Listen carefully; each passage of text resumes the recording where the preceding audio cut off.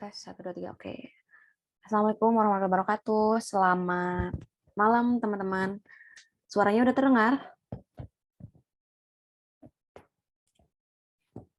Halo? Udah ada belum ya suaranya? Oh, udah ada ya. Oke. Selamat malam, teman-teman. Selamat datang kembali di kelas English Ability. Mungkin ada yang baru pertama kali ketemu. Kenalin, saya Fani. Saya tutor bahasa Inggris di Jadi BUMN gitu. Nah, biar suaranya lebih jelas, saya izin off cam aja ya, teman-teman, nanti biar lebih jelas suaranya. Oke, nah jadi hari ini kita bahas tentang structure ya, teman-teman, yang tadi soalnya udah teman-teman coba kerjakan di pretest gitu. Nah, karena ini kelas awal lagi gitu, jadi kita mulai dari yang awal lagi, teman-teman. Kita bahas lagi mulai dari tentang klausa, frasa, dan juga kalimat gitu.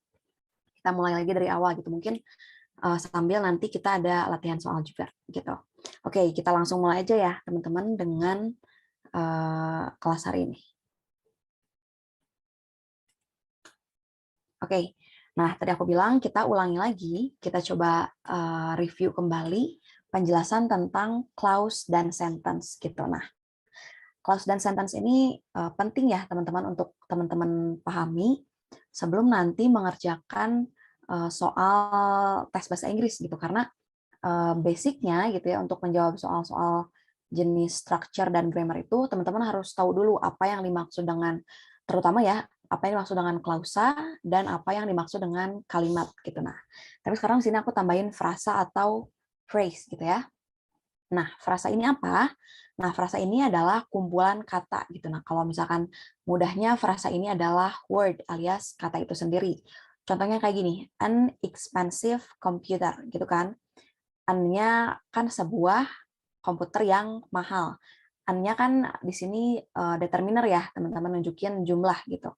Expensive-nya adjective, komputernya noun gitu, kata benda. Determiner, expensive-nya kata sifat, komputernya noun gitu. Nah, kumpulan kata ini disebutnya tadi phrase gitu atau frasa. Contoh lainnya ada kayak gini, the new teacher gitu ya. The-nya sama tadi artikel gitu ya. New-nya adalah adjective, teacher-nya adalah noun gitu. Nah, yang kumpulan kata ini disebut dengan frasa gitu, teman-teman. Nah, biasanya frasa ini beda-beda ya, bisa jadi subjek dalam kalimat, bisa jadi objek gitu, dan yang lainnya gitu. Nah, itu untuk frasa. Sekarang kita pindah ke unit yang lebih tinggi nih daripada si frasa gitu, yaitu klausa. Nah, kalau klausa, kalau tadi kan frasa cuma kumpulan kata. Kalau klausa adalah unit kata gitu ya yang terdiri atas sepasang subjek dan verb ya, teman-teman. Terdiri setidaknya atas sepasang subjek dan verb. Contohnya seperti ini. Michael bought a new computer. Gitu kan?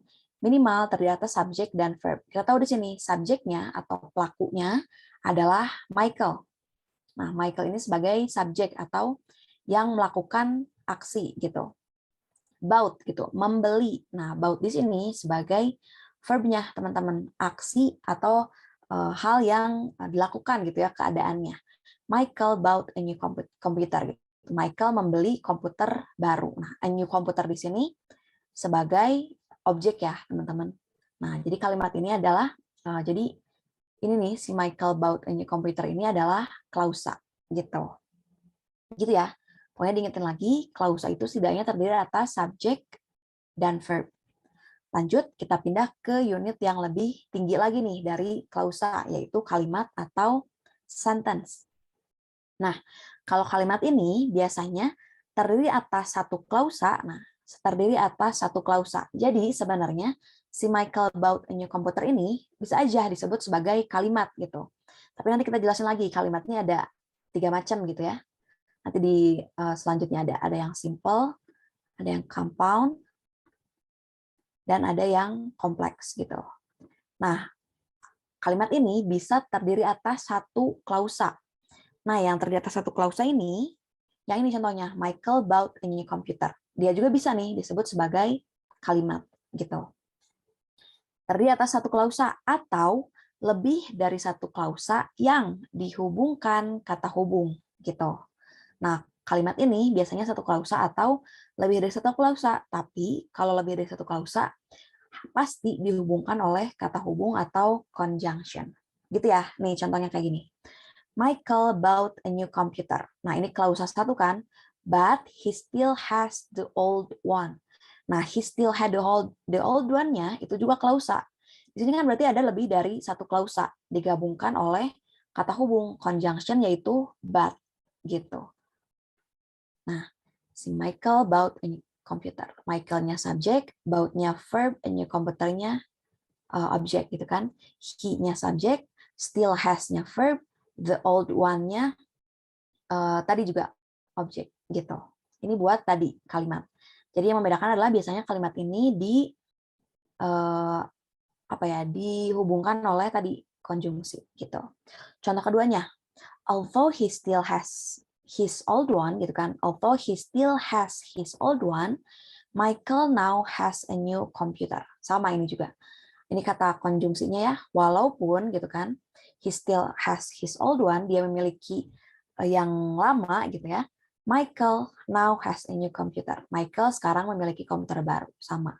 Jadi ada subjeknya, ada verbnya, ada objeknya.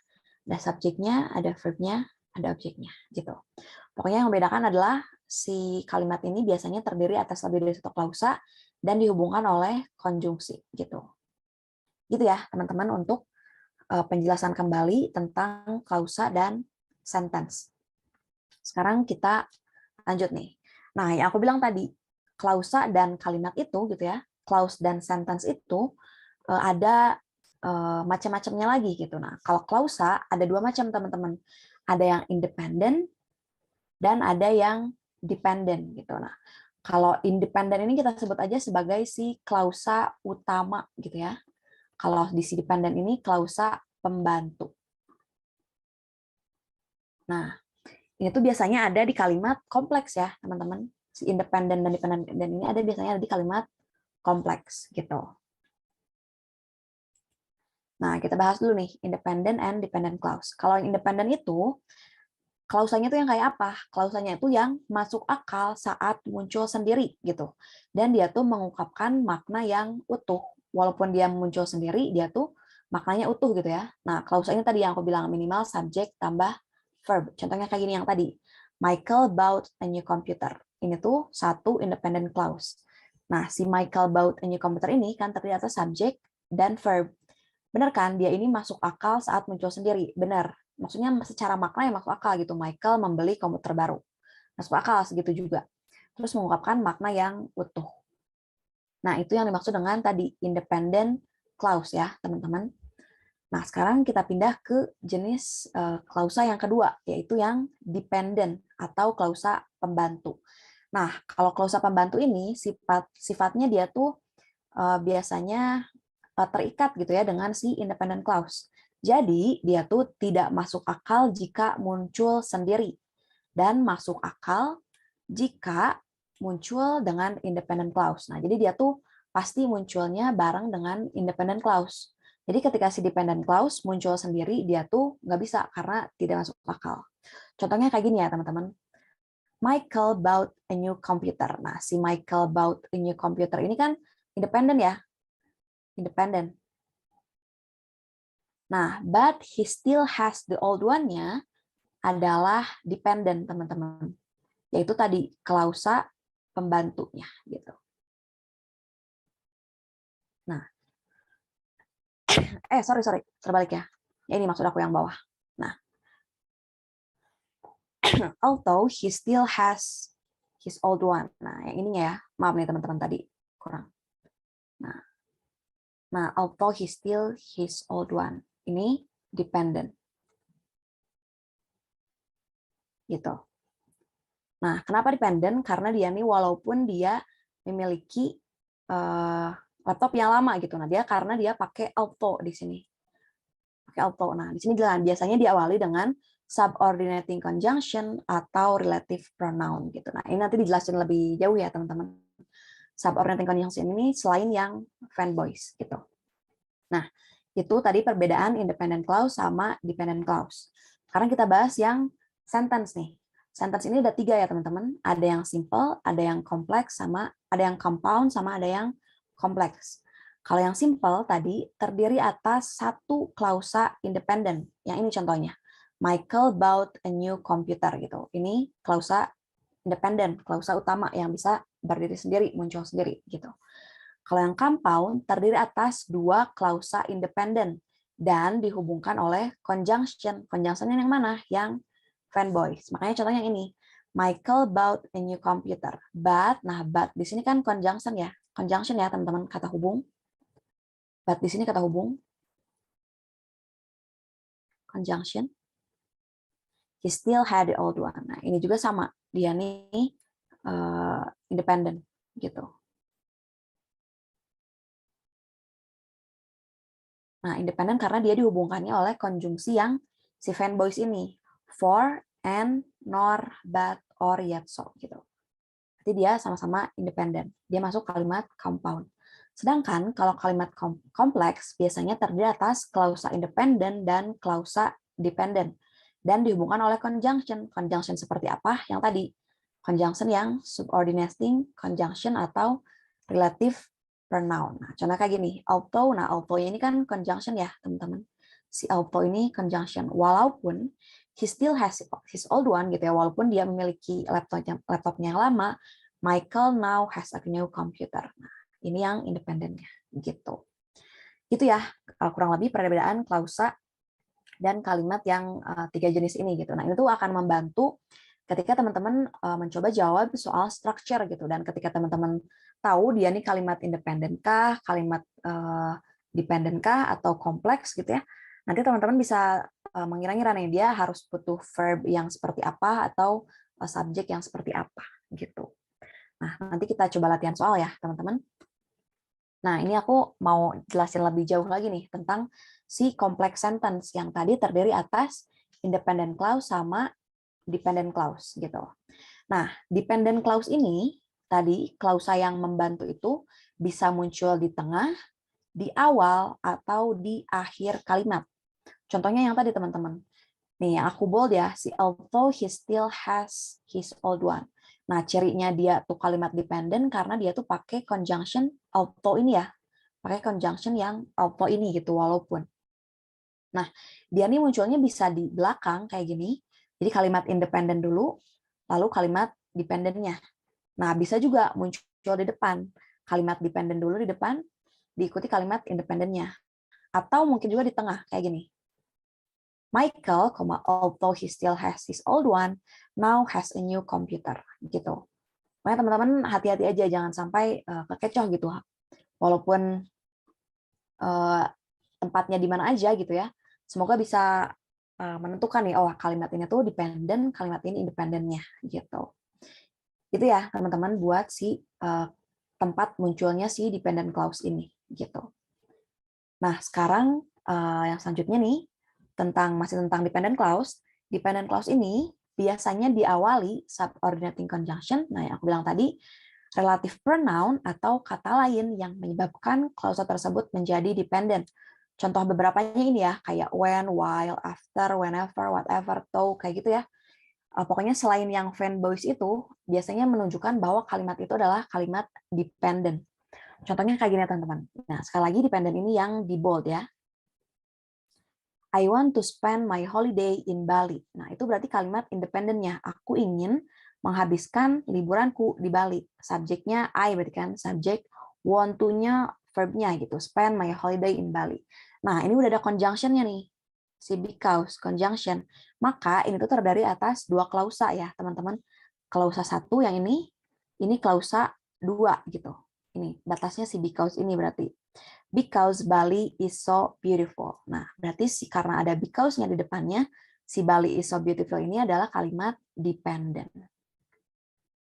Gitu. Yang ini awal tadi independent. Gitu ya, teman-teman. Membedakan mana yang independent, mana yang dependent. Tadi biasanya diawali oleh subordinating conjunction, relative pronoun, atau kata lain yang menyebabkan clause tersebut menjadi dependent. Gitu. Contoh keduanya, she is still working on that company. Nah, berarti itu independennya ya, teman-teman. So, nah udah ada cirinya, ada kata so gitu. Walaupun it is hard, hal itu sulit gitu. Gitu ya, pokoknya kurang lebih gitu. Ini bisa diikuti because, so, terus ada that juga, relative pronoun, where gitu, who, dan that gitu. Jadi kalau misalkan pakai that, who, where kayak gini, teman-teman harus pastikan dia tuh kalimat independennya atau kalimat dependennya, karena biasanya yang diawali oleh kata-kata tersebut gitu ya, subordinating conjunction dan relative pronoun adalah kalimat dependent, bukan kalimat utamanya, melainkan si kalimat pembantunya gitu yang harus diiringi oleh kalimat independennya gitu. Buat si complex sentence ini. Gitu ya, teman-teman. Nah, ini ada beberapa contoh lagi nih kalimat yang simple, compound, atau kompleks. Dan kalau kompleks, mana kalimat dependentnya dan mana kalimat independennya. Gitu. Kita lihat kelompok yang pertama nih, yang paling atas ini yang 4. People need vitamins. Gitu kan. People nih subjek, need-nya verb, vitaminsnya objek. Nah, udah jelas berarti si kelompok kalimat ini adalah kelompok kalimat simple yang terdiri atas satu pasang subjek tambah satu pasang verb gitu ya. Satu subjek tambah satu verb tanpa ada conjunction. Gitu. Kayak gini kan, the man took a vitamin pill gitu kan. The man subjeknya, took verbnya a vitamin pill sama objek. Judy subjeknya, lives verb in Northern California, complementnya gitu. In the summer, ini kan keterangan waktunya gitu ya. Tom subject, walks verb gitu ya, to his office, complement juga. Gitu ya teman-teman. Jadi si kelompok satu ini kalimat simple yang tadi terdiri atas minimal satu subjek dan satu verb dan tidak dihubungkan oleh conjunction. Kita lanjut ke kelompok yang kedua. The man took a vitamin pill and he drank a glass of orange juice. Nah, di sini jelas ada conjunction teman-teman, yaitu si and.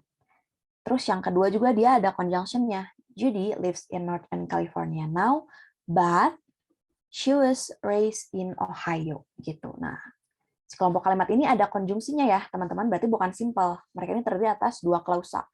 Klausa pertama dan klausa kedua, gitu kan. Klausa 1, klausa 2, gitu. Nah, tapi karena dihubungkan oleh tadi konjungsi yang fanboys ini, berarti mereka adalah kalimat compound, gitu. Tadi lebih dari satu klausa, terus conjunction-nya fanboys, gitu. Buat si kalimat compound. Gitu ya, teman-teman. Lanjut, kelompok yang ketiga.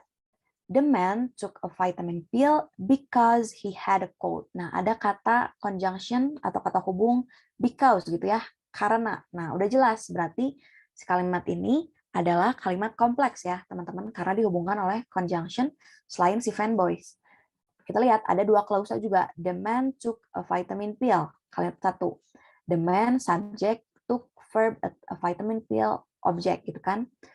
He subject had verb called complement gitu. Nah, berarti si kelompok ketiga ini adalah kalimat kompleks. Tadi sama cirinya. Lebih dari satu klausa dan konjungsinya selain fanboys gitu ya. Contohnya kayak pokoknya ada konjungsi selain fanboys kayak because, terus ada relative pronoun kayak that gitu ya, konjungsi atau relative pronoun. Gitu ya.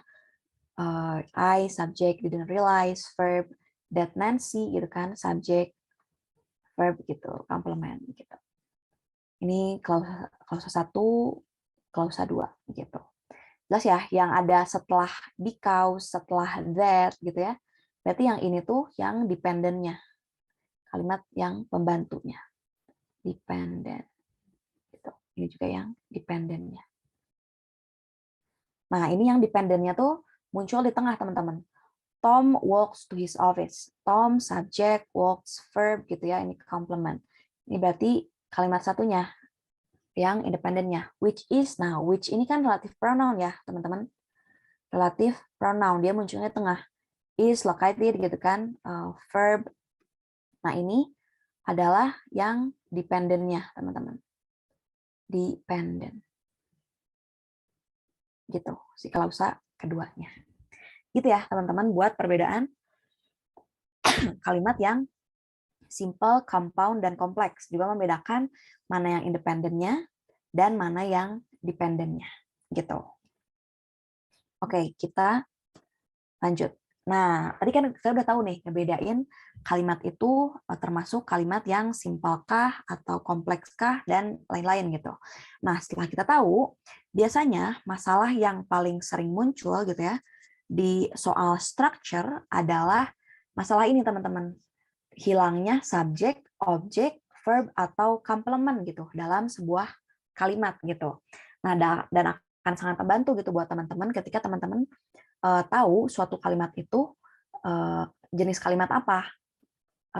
Jadi teman-teman bisa menentukan, oh ini itu yang hilang subjeknya kah, atau objeknya, verbnya, atau complement gitu. Nah, ini aturan dasarnya ya teman-teman. Pokoknya pada dasarnya klausa itu minimal terdiri atas subjek dan verb gitu. Jadi ketika nggak ada subjeknya atau nggak ada verbnya, berarti klausa itu salah ya gitu. Nah, Setelah subjek dan verb, klausa dapat juga. Nah, dapat juga ini berarti artinya bukan wajib ya. Biasanya ada gitu, ada yang harus, ada yang enggak, diikuti oleh objek atau komplement. Nah, objek sama atau komplement ini apa? Kita bahas. Nah, kalau yang diikuti objek, biasanya kayak gini teman-teman strukturnya. Subjek, verb, dan objek. Contoh kalimatnya kayak gini. People need vitamins, gitu kan. People, subjek, verbnya need, membutuhkan gitu ya. Orang-orang membutuhkan. Nah, kata membutuhkan ini biasanya kan kata kerja yang memerlukan objek gitu. Harus diikuti oleh objek. Membutuhkan, membutuhkan apa? Nah, maka diikuti oleh objek vitamin gitu. Ini tuh harus diikuti oleh objek. Nah, ini untuk jenis kata yang diikuti oleh objek ya, teman-teman. Nah, sekarang ada juga yang diikuti oleh komplement. Komplement ini apa maksudnya? Komplement ini maksudnya pelengkap gitu ya. Jadi tidak harus objek gitu. Nah, ini contohnya beberapa kalimat yang tidak harus diikuti oleh objek kayak gini. She is an architect gitu. Nah, is di sini kan subjeknya she, verbnya is. Nah, is ini kan tidak menunjukkan suatu aksi ya, teman-teman. Cuman to be yang menunjukkan kayak keadaan gitu. Nah, maka tidak diikuti oleh objek, disebutnya dia tuh complement gitu. Architect di sini tuh disebutnya complement. She is an architect. Dia adalah seorang arsitek gitu. Nah, di sini kan tidak menunjukkan si arsitek ini diberikan pekerjaan ya oleh verb is. Jadi disebutnya arsitek ini sebagai complement gitu. Contoh keduanya, the teacher seemed upset gitu. Nah, seem ini kan itu tuh linking verb ya, artinya tuh terlihat. Nah, upset ini adjektif, teman-teman, artinya kayak kecewa gitu. Nah, ini kan bukan merupakan objek gitu ya. Objek itu kan yang dikenai pekerjaan, dikenai pekerjaan. Nah, ini kan tidak dikenai pekerjaan, makanya disebutnya komplement atau pelengkap gitu. The teacher seemed upset gitu. Gurunya terlihat kecewa gitu. Oke, sekarang kita bahas lagi nih per bagiannya, per elemennya. Kalau misalkan verbnya yang hilang nih, yang missing verb. Nah, verb yang hilang dapat berupa satu kata. Contohnya kayak need, was, took, had, dan walk gitu. Sepi ya, iya sepi. Gak apa-apa, semoga pada fokus ya teman-teman. Semoga pada fokus. Kalau ada pertanyaan boleh tuh ditanyain aja, nanti kita bahas bareng-bareng. Verb yang hilang dapat berupa satu kata. Contohnya kayak need, was, took, had, walk gitu ya.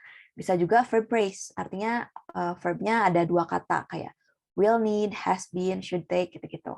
Terus bisa juga verbnya tuh bentuk aktif atau bentuk pasif. Nah, ini harus hati-hati teman-teman. Kadang-kadang kalimat itu pasif atau aktif. Jadi teman-teman harus menentukan nanti verb yang hilang itu apakah dalam bentuk aktif ataukah dalam bentuk pasif gitu. Nah, itu kalau yang hilangnya verb. Sekarang kalau yang hilangnya subjek atau objek ya, teman-teman. Nah, subjek atau direct object yang hilang dapat berupa noun. Nah, noun ini maksudnya satu kata doang, kayak people, kayak tadi vitamin, Tom, gitu. Atau juga bisa berupa noun phrase, alias kumpulan kata benda. Contohnya, some famous people, a vitamin Phil, my friend Tom, gitu, lebih panjang gitu ya. Nggak cuma satu kata aja. Atau juga berupa pronoun, kayak he, she, it, him, her, them, gitu. Nah, nanti mulai lebih jelasnya kita ada latihan soal ya, teman-teman. Terus ada juga yang hilangnya tuh komplemennya, teman-teman. Nah, komplement tuh yang ini ya, diingat-ingat tadi. Nah, komplement ini biasanya muncul setelah verb to be. Nah, to be ini tadi ya, yang is, am, are, was, were gitu.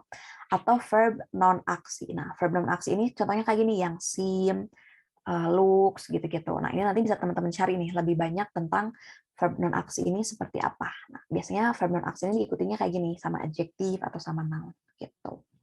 Gitu ya, teman-teman. Jadi bedanya objek itu kalau verbnya tuh adalah suatu aksi yang harus ada hal yang dikenai pekerjaannya. Kalau komplement tuh nggak gitu. Pokoknya komplement tuh intinya pelengkap. Jadi si verbnya ini tidak memerlukan objek yang harus dikenai pekerjaan. Nah, gitu ya, teman-teman, buat jenis soal buat si missing subject, object, dan verb. Nah, sekarang seperti biasa, kita latihan soal buat soal structure hari ini. temanya yang tadi, yang missing subject, verb, dan object complement. Nama istilah verb non-aksi itu apa, Miss, dalam bahasa Inggris? Nah, biasanya ada yang disebut linking verb ya, Kak Kevi. Contohnya kayak tadi, seems, look, kayak gitu-gitu, believe. Cari aja non-action verb atau linking verb gitu. Oke, siap ya teman-teman, kita latihan soal buat hari ini, buat kita bahas bareng-bareng. Nah, masalahnya yang tadi, yang subjeknya hilang, verbnya hilang, objeknya hilang, atau komplementnya yang paling mudah. Aku buka polls selama 30 detik ya, teman-teman. Silakan dimulai dari sekarang. 30 detik ya. Nggak aku munculin waktu karena takut crash itunya. Silakan teman-teman diisi di polls.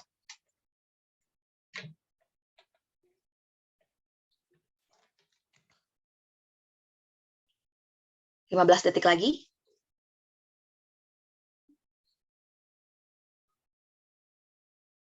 10 detik lagi.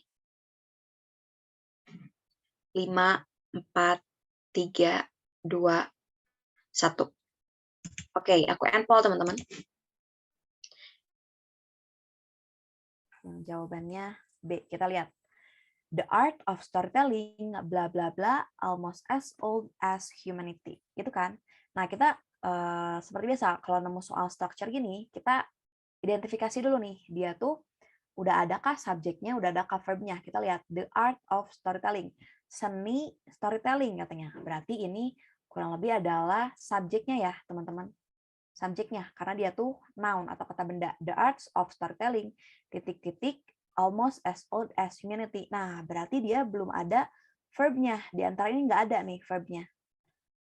Seni storytelling hampir setua peradaban gitu ya, hampir setua peradaban manusia gitu. Nah, berarti apa nih verb yang sesuai? Kita lihat. That is. Nah, that is ini nggak sesuai ya teman-teman. Karena kalimat ini tuh kalimat simple. Jadi cuma perlu subjek tambah verb. Jadi nggak perlu nih that di sini, dia nggak perlu karena dia bukan kalimat kompleks gitu ya yang ada dependent clause-nya harus pakai that gitu. Jadi jawaban yang tepat adalah is doang teman-teman.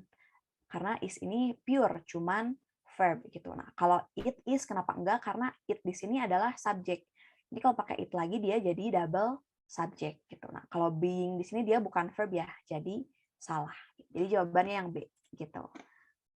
Gampang ya, teman-teman. Soal pretest belum dibahas semua ya, Kak Dedi. Oke, kita lanjut ke soal yang kedua. Ini masih mudah ya. Kita lanjut yang kedua. Nah, ini ada yang soal pretest. Silakan diisi di pause 30 detik dari sekarang. Belum, oke. Silakan teman-teman.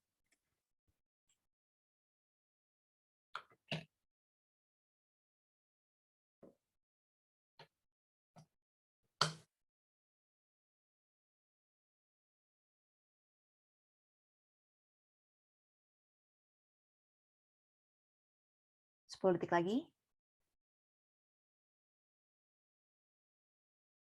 5, 4, 3, 2, 1. Oke, aku end poll teman-teman.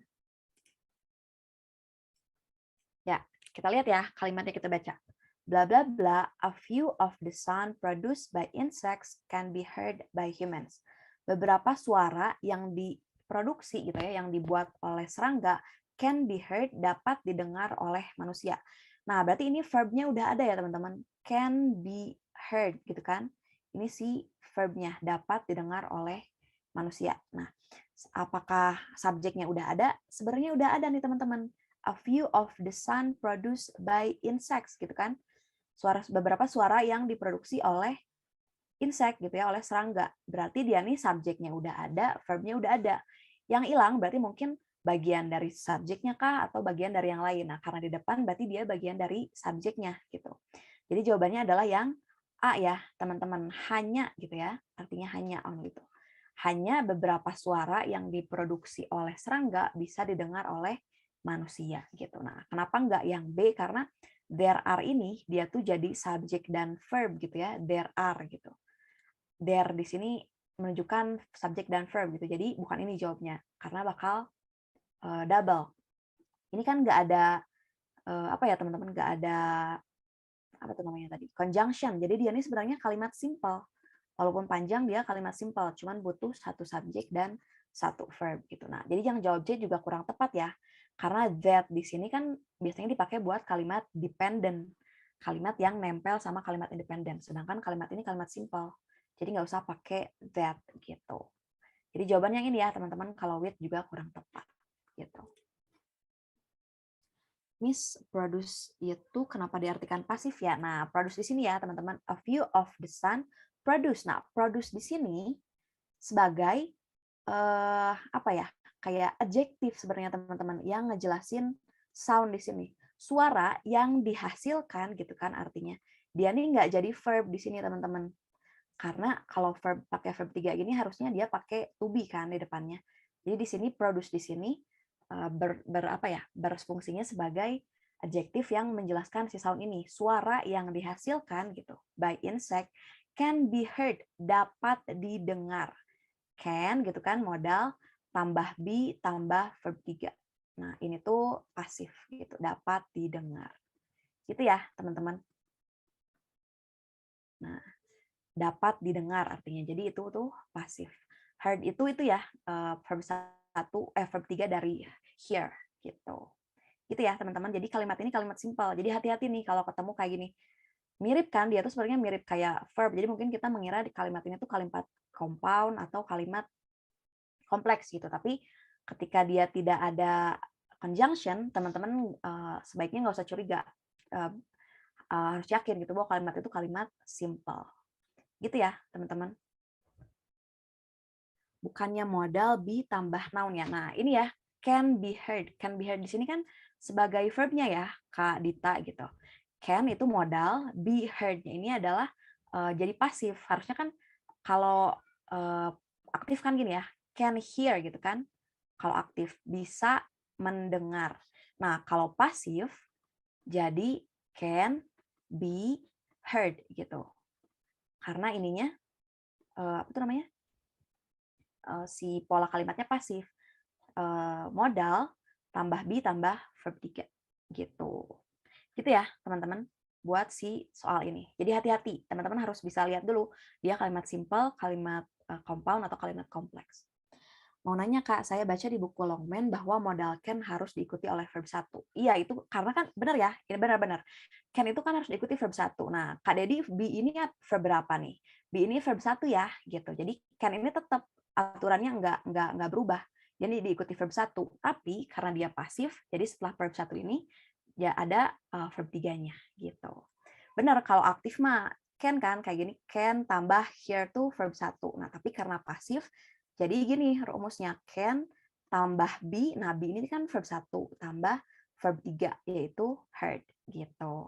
Gitu Kak Dedi kurang lebih jelas? Kak, bagaimana kita mengetahui jika past participle itu menjadi adjektif bukan verb? Nah, bagus Kak Kevi. Jadi biasanya kalau misalkan si past participle ini dianggap adjektif itu jika di depannya tuh tidak ada apa ya namanya? Tidak ada to be-nya gitu, tidak ada to be-nya. Kan kalau misalkan dia mau jadi apa ya, menjadi verb gitu ya, depannya biasanya kayak is, am, are, ada gitunya. Nah, kalau misalkan dia nggak ada adjektifnya, nggak ada is, am, are-nya, harus curiga kira-kira dia adjektif atau bukan gitu. Gitu ya, teman-teman, buat ngebedain dia tuh si verb 3 atau verb 2 ini tuh sebagai verb atau sebagai adjektif gitu. Lihat dulu di depannya apakah ada to be ini atau enggak gitu. Oke, kita lanjut ke soal selanjutnya. Lanjut ya ke soal selanjutnya. Oke. Silakan diisi di polls ya, teman-teman. Silakan diisi di polls.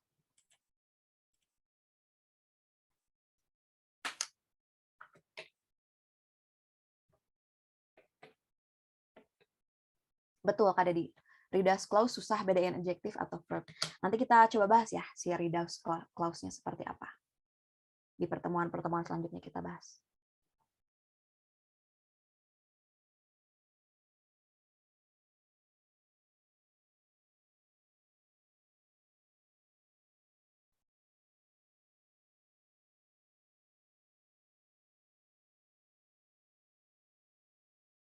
Ops, udah 30 detik. Oke, aku end poll teman-teman.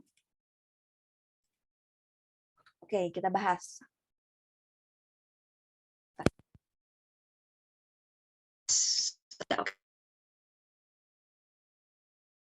When lava cools very rapidly. Nah, ini udah ada kata when nih, teman-teman. Udah ada kata when. Jadi, pasti nih, si kalimat ini adalah kalimat kompleks. Kalimat kompleks ya. Jadi, terdiri atas lebih dari satu klausa, dan ada kalimat independent dan dependent. Gitu kan. Ada klausa independent, ada klausa dependent. Kita lihat, berarti si when lava cools very rapidly-nya adalah si kalimat dependent-nya ya, teman-teman. Kalimat dependent-nya, kalimat yang pembantu, yang bergantung gitu kalimat utamanya. Ketika lava mendingin dengan cepat gitu. Nah, berarti kita perlu klausa pertama nih. Nah, kalau klausa kan tadi aku bilang minimal harus ada subjek tambah verb gitu. Nah, mana nih di antara opsi A, B, C, D, dan D yang ada subjek dan verb-nya? Nah, ternyata yang ada adalah opsi yang C ya, teman-teman. Pumice is form. Pumice ini subjek, is formnya verb gitu. Nah, kenapa bukan yang A? Karena kan di sini udah ada conjunction-nya tuh si when ini. Jadi nggak usah ada conjunction because di depan gitu. To form, nah ini kurang tepat ya teman-teman karena nggak ada subjek itunya gitu ya, subjeknya karena dia di sini bentuknya infinitif gitu. Infinitif. Jadi dia kurang tepat. Yang D juga salah karena di sini dia jadi bentuknya jadi gerund gitu ya. Forming premise gitu ya. Jadi salah. Karena kita butuhnya adalah klausa utuh gitu ya, yang ada subjek dan verb-nya. Jadi jawabannya adalah ini, premise is form gitu ya. Premise itu kalau nggak salah batu apung, artinya batu apung dibentuk ketika lava mendingin dengan cepat gitu. Jadi jawabannya yang C ya, teman-teman buat soal ini gitu. Itu ya. Ini tuh tadi yang tadi manfaat mengetahui kalimat itu kompleks, compound atau simple gitu. Oke, masih ada waktu, kita lanjut soal berikutnya.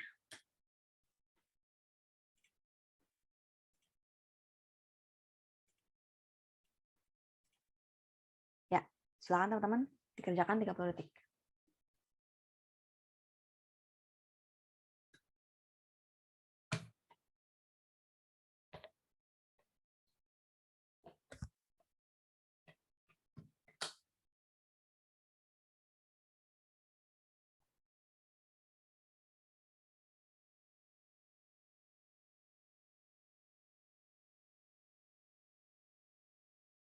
Tiga, dua, satu. Oke, teman-teman aku end poll. Ya, kita lihat. Duke Ellington wrote bla bla bla during his career, gitu kan. Nah, Duke Ellington ini kan berarti nama orang gitu ya. Berarti dia adalah subjeknya, pelakunya gitu. Udah ada verb-nya? Udah ada, yaitu wrote, menulis. Nah, ini tuh kalimat, ini ya teman-teman, kalimat simple. Karena tadi nggak ada konjungsinya, nggak ada relative pronoun-nya. Jadi dia kalimat simple. Harus terdiri dari minimal subjek tambah verb. Nah, karena subjeknya udah ada, verb-nya udah ada, berarti yang hilang apa nih kira-kira? Oh, mungkin yang hilang adalah objek atau complement-nya gitu. Nah, sekarang kita lihat, dia diikuti objek ataukah complement. Nah, karena ini artinya wrote gitu ya, menulis, berarti dia harus ada objeknya ya, teman-teman. Berarti yang kita cari adalah objek, bukan complement. Mana nih yang objek? Kita lihat yang A, that over 1,000 songs. Nah, enggak ya, teman-teman, karena ini kalimat simple. Jadi ini nggak usah dilihat gitu, nggak usah pakai that karena dia kalimat simple. Yang B, over 1,000 songs. Nah, ini ya teman-teman, lebih dari ribuan lagu. Nah, yang B ini berarti yang benar jawabannya teman-teman, karena dia adalah objek over 1,000 songs, lebih dari ribuan lagu. Itu cuma noun aja sebenarnya, kumpulan noun sama adjektif gitu. Noun gitu. Over, nah kalau ini salah ya, karena ada were-nya. Jadi kalau misalkan pakai were jadi double dong si verb-nya gitu. Nah, ini apa lagi? Ini double subject dan double verb. Jadi jawabannya yang tepat adalah B. Kak, boleh bahas soal pretest yang tadi? Boleh, Kak Dedi. Ini tuh sebenarnya aku masukin ke sini semua soal pretest, cuman diacak gitu ya, gitu. Jadi nanti kalau ketemu kita bahas ya soal pretestnya. Oke. Ini yang selanjutnya. Ini banyak soalnya, nanti paling aku share ya, yang belum kebahas juga di-share buat latihan gitu. Termasuk yang tadi muncul di pretest. Ya, silakan dikerjakan.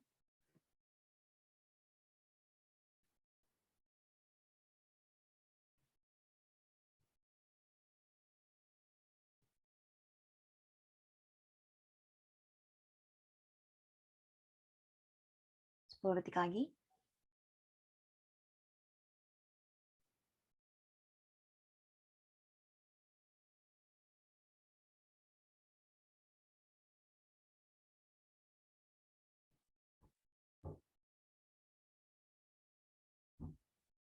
Oke, aku end poll teman-teman. Kita lihat. Before the invention of the printing press, gitu kan. Nah, si before the invention of printing press ini, dia sifatnya hanya sebagai positif ya teman-teman, yang menjelaskan kalimat ini gitu. Dia kan nggak ada konjungsinya, berarti sebenarnya kalimat ini adalah kalimat simple. Nah, cuman butuh subjek tambah verb gitu kan. Nah, di sini udah ada nih subjeknya books, buku gitu ya. Berarti apa nih verbnya? Kita lihat. Nah, karena ini kalimat simple, sekali lagi kita nggak butuh that. Kita nggak butuh that gitu. Were very rare. Nah, berarti jawabannya adalah yang C ya, teman-teman. Were very rare gitu. Karena were-nya di sini sebagai verb gitu ya. Very rare-nya sebagai complement gitu. Mengapa soal latihan lebih mudah daripada soal BUMN ya, Kak? Iya, kayaknya karena dibahas dulu mungkin ya, Kak Dedi. Jadi lebih mudah gitu mengerjakannya. Tapi nggak apa-apa, nanti kan bertahap. Hari ini kan kita bahas yang hilangnya verbnya, subjeknya atau objeknya gitu. Nanti mungkin bahas yang lainnya gitu, yang Kak Dedi anggap lebih susah gitu. Nah, gitu. Karena udah 20 BUMN, vocab-nya asing, Kak. Iya ya, banyaknya yang scientific gitu mungkin ya si kalimatnya. Nanti mungkin kita tambahin aja si kalimat-kalimatnya yang lebih scientific gitu, buat nambah-nambah vocabulary juga. Nah, gitu paling teman-teman, karena udah jam 20.30, diakhiri aja ya sesi bahasa Inggris hari ini. Boleh bahas soal BUMN yang kemarin, Kak? Oh, soalnya ada yang nggak ya? Kalau ada yang punya, boleh dikirim biar nanti mungkin di pertemuan selanjutnya kita bahas bareng-bareng gitu. Soalnya aku nggak punya tuh soal BUMN yang kemarin gitu. Itu teman-teman, kalau misalkan ada yang ditanyakan, silakan ya. Nanti kita ketemu lagi di pertemuan selanjutnya. Aku tutup pertemuan kali ini. Makasih buat ingat kelas hari ini. Selamat malam.